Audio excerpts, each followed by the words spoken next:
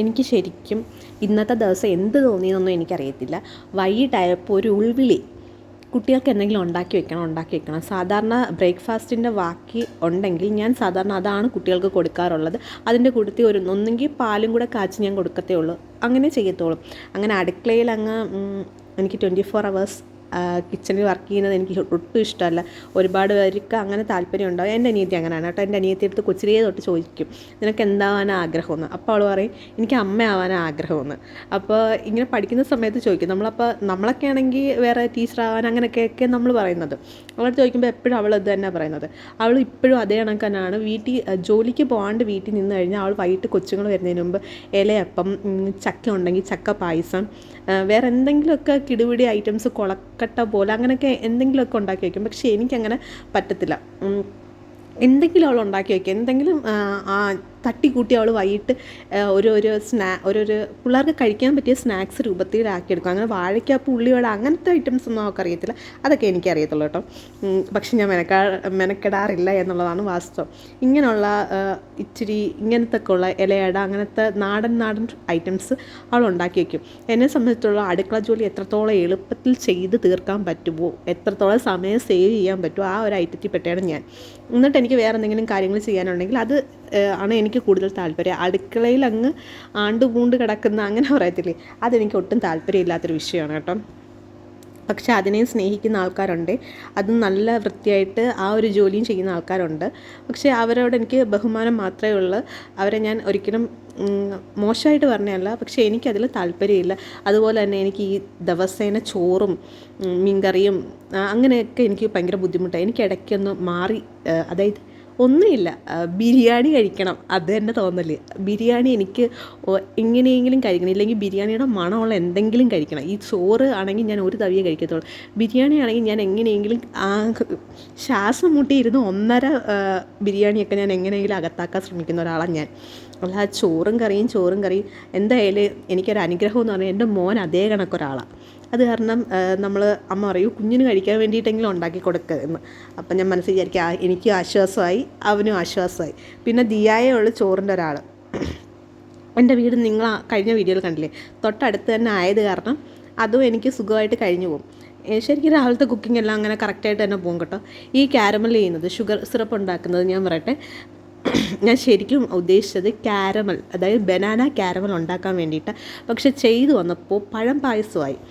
പഴം പായസം എന്ന് എനിക്ക് അതിൻ്റെ പേര് കൃത്യമായിട്ട് കിട്ടിയെന്ന് വെച്ചാൽ അമ്മമ്മ പറഞ്ഞു ഇങ്ങനൊരു പായസം ഉണ്ട് എന്ന്.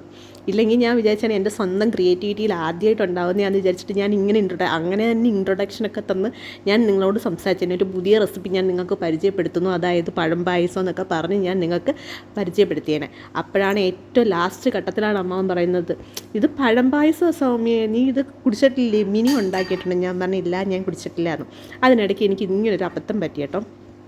ശരിക്കും പറഞ്ഞാൽ ഇത്രയും വർഷം കൊണ്ട് ഞാൻ കുക്ക് ചെയ്യുന്നുണ്ടെങ്കിലും ആദ്യമായിട്ടാണ് ഇങ്ങനൊരു ഇൻസിഡൻറ്റ് ഉണ്ടാകുന്നത്. ഇതുണ്ടായപ്പോൾ തന്നെ എൻ്റെ മനസ്സ് പകുതി പതറി. പിന്നെ എനിക്ക് അടുക്കളയിൽ നിന്ന് എങ്ങനെയെങ്കിലും ഇറങ്ങണം എന്നൊരവസ്ഥയായി.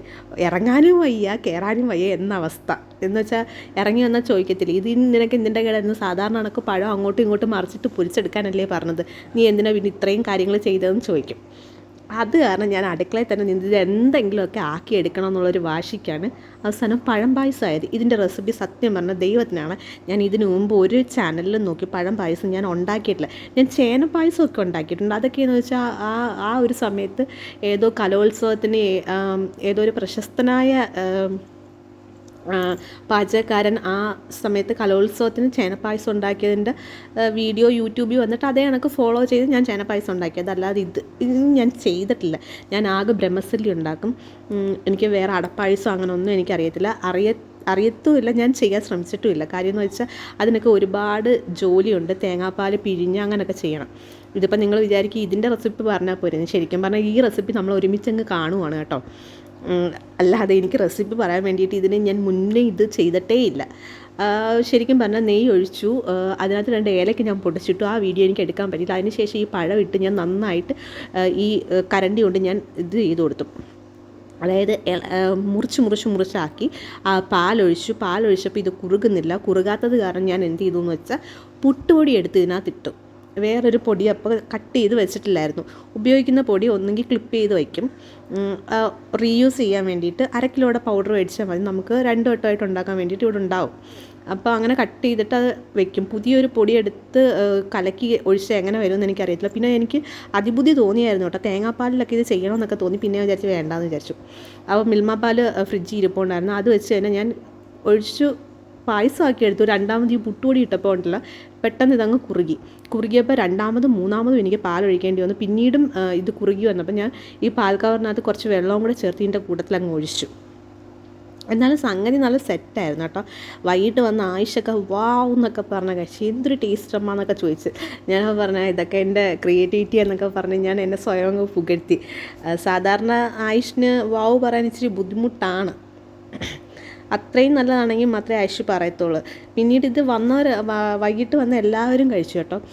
ദിയ കഴിച്ചു, ആയിഷ് കഴിച്ചു, അവർക്കൊക്കെ നന്നായിട്ട് ഇഷ്ടപ്പെട്ടു. ഞാൻ നോക്കിയപ്പോൾ അലങ്കാരത്തിന് കുറച്ച് കുറവുണ്ട്. ഞാൻ ഒട്ടും അലങ്കാരം കുറച്ചില്ല. ഞാൻ ഫ്രിഡ്ജിലിരുന്ന് വളരെ കുറച്ച് കശുവണ്ടി ഉണ്ടായിരുന്നു. അപ്പോൾ അത് നെയ്ക്കകത്ത് വറുത്തിടാമെന്ന് പറഞ്ഞിട്ടാണ് ഞാൻ എടുത്തത്. ഞാൻ പൊളന്ന് നോക്കത്തൊന്നുമില്ല, സത്യം ഞാൻ പൊളന്ന് നോക്കത്തൊന്നുമില്ല. ഞാനങ്ങിട്ട് വറുത്തെടുത്ത് വെച്ചേനെ. പക്ഷെ അമ്മാമ്മ ഉണ്ടായത് കാരണം അമ്മാമ്മ പറഞ്ഞാൽ അതിനകത്ത് പുഴു കാണും ചിലപ്പോൾ, ഞാൻ പൊളന്ന് തരാമെന്ന് പറഞ്ഞിട്ട് അമ്മാമ്മ എൻ്റെ കയ്യിൽ നിന്ന് മേടിച്ചു. ഇതിനിടയ്ക്ക് മധുരം നോക്കിയപ്പോൾ എനിക്ക് അങ്ങോട്ട് സെറ്റായില്ല. ഇച്ചിരി കൂടെ മധുരം ഉണ്ടെങ്കിലേ പിള്ളേർക്ക് പോത്തോളം എന്ന് എനിക്ക് മനസ്സിലായി. അങ്ങനെ ആ മധുരവും ഞാൻ ചേർത്തതിന് ശേഷം ഈ ഇരുമ്പേട്ടി ഇതിനകത്ത് വെച്ചിട്ട് ഞാൻ നെയ്യ് ഒഴിച്ചു, കശുവണ്ടി ഇട്ട് നല്ല രീതിയിൽ വറുത്ത് കോരി ആ നെയ്യും ആ കശുവണ്ടിയും കൂടെ ഈ പായസത്തിൽ ഞാൻ ചേർത്തു. അവസാനം അമ്മാമ്മയൊക്കെ പറഞ്ഞു നല്ല പായസമായിരുന്നു എന്ന് പറഞ്ഞു. അങ്ങനെ ഞാനൊരു പുതിയ റെസിപ്പി പഠിച്ചു. ഇങ്ങനെയൊക്കെയാണല്ലോ നമ്മൾ പഠിക്കുന്നത്. പിന്നീടൊരു കാര്യമുണ്ട്, ഈ ഗ്ലാസ് പൊട്ടാനും ഒരു കാര്യം എന്ന് വെച്ചാൽ, എനിക്ക് ഞാൻ താമസമായിട്ട് കുറച്ചേ ആകത്തുള്ളൂ. അപ്പോൾ ഇതിൻ്റെ ഒരു ടെമ്പറേച്ചർ ഇതുമൊക്കെ ആയിട്ട് എങ്ങനെയാണെന്നുള്ളത്, നമ്മൾ പുതിയൊരു സാധനം കൈകാര്യം ചെയ്യുമ്പോൾ അതുമായിട്ട് യൂസ്ഡായിട്ട് വരാൻ കുറച്ച് സമയം എടുക്കത്തില്ലേ, അതിൻ്റെ ഒരു ഇതുകൊണ്ടിട്ടാണ് ആ ഗ്ലാസ് ബൗൾ പൊട്ടിയത്. അതിലെനിക്ക് വിഷമമില്ല, പക്ഷെ ഞാനൊന്ന് പാനിക്കായി. ലൈഫിൽ ആദ്യമായിട്ട് അങ്ങനെ ഒരു സംഭവം വന്നപ്പോൾ ഞാനൊന്ന് പാനിക്കായെന്ന് മാത്രമേ ഉള്ളൂ. നിങ്ങൾക്ക് ഈ വീഡിയോ ഇഷ്ടപ്പെടുകയാണെങ്കിൽ ചാനലൊന്ന് ലൈക്ക് ചെയ്യുക, സബ്സ്ക്രൈബ് ചെയ്യുക, ഷെയർ ചെയ്യുക വീഡിയോ കേട്ടോ. അപ്പോൾ അടുത്ത വീഡിയോയിൽ കാണാം.